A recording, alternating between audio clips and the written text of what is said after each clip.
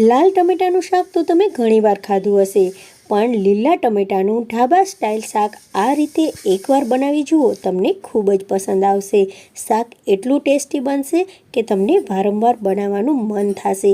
અને જો એક જ શાક વારંવાર ખાઈને કંટાળી ગયા હોય તો આ એક બેસ્ટ ઓપ્શન છે. તો ચાલો શરૂ કરીએ રેસીપી. તો અહીંયા પહેલાં શાક માટે આપણે મસાલો તૈયાર કરી લઈએ. તો કઢાઈમાં મેં થોડીક રાઈ નાખી છે, અડધી ચમચી જેટલી. હવે આપણે અડધી ચમચી તેમાં જીરું નાખી દઈશું. સાથે સાથે તેમાં આખા ધાણા અને થોડોક અજમો પણ નાખી દઈશું. હવે આ બધી વસ્તુઓને આપણે 2 મિનિટ માટે ધીમા તાપે શેકી લેવાની છે. હવે આ મસાલો ઠંડો થાય પછી તેને મિક્સી જારમાં નાખી અને આપણે તેને કરકરો પીસી લઈશું. આ મસાલાથી આપણું શાકનો ટેસ્ટ છે તે ખૂબ જ વધી જશે અને ગ્રેવીમાં પણ તે ઉપયોગી થશે. આપણી ગ્રેવીને પણ તે જાડી બનાવશે. તો મસાલો બની અને તૈયાર થઈ ગયો છે. હવે આપણે અહીંયા લીધા છે લીલા ટમેટા, તેને લાંબા લાંબા આ રીતે કાપી લેવાના છે.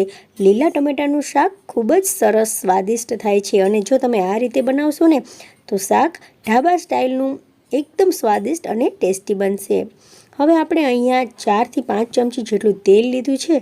તેલ ગરમ થઈ જાય પછી આપણે તેમાં આ મસાલો નાખી દેવાનો છે કે જે આપણે પહેલાં બનાવ્યો હતો. હવે આપણે તેમાં આદુ લસણની પેસ્ટ નાખીશું અને તેને થોડીવાર માટે તેલમાં સરસ સાંતળી લેવાનું છે.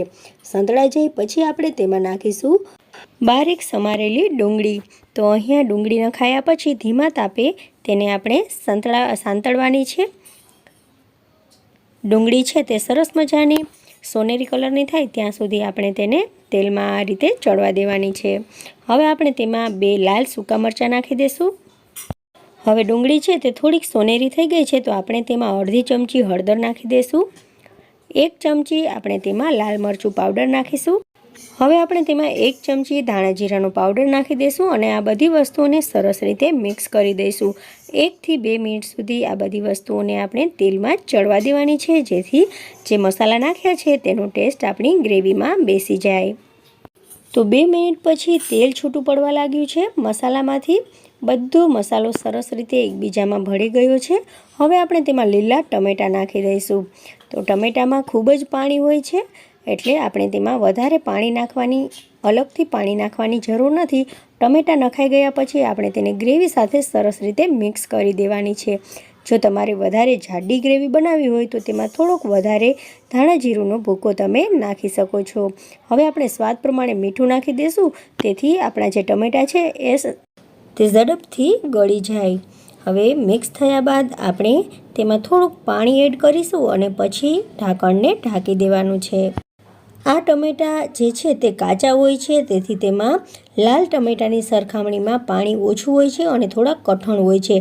જેથી આપણે થોડુંક તેમાં પાણી એડ કરીશું અને વચ્ચે વચ્ચે ઢાંકણને ખોલતા રહી અને ચલાવતા રહીશું જેથી આપણું શાક છે તે નીચે દાઝે નહીં. તો અહીંયા આપણું શાક આ રીતે બની અને તૈયાર થઈ ગયું છે ફ્રેન્ડ્સ. એકદમ ઢાબા સ્ટાઇલનું ગ્રેવીવાળું શાક બની અને તૈયાર થઈ ગયું છે. એકવાર તમે આવી રીતે શાક બનાવી અને જરૂરથી ટ્રાય કરો, તમને ખૂબ જ પસંદ આવશે.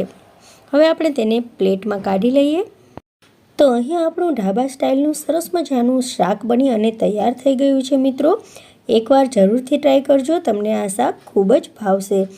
હવે ઉપરથી થોડીક આપણે કોથમરી સ્પ્રિંકલ કરી દઈશું. તમને મારા ઢાબા સ્ટાઇલ કાચા ટમેટાના શાકની રેસીપી ગમી હોય તો મારા વિડીયોને લાઇક, શેર અને ચેનલને સબસ્ક્રાઈબ જરૂરથી કરજો. Thank you for watching.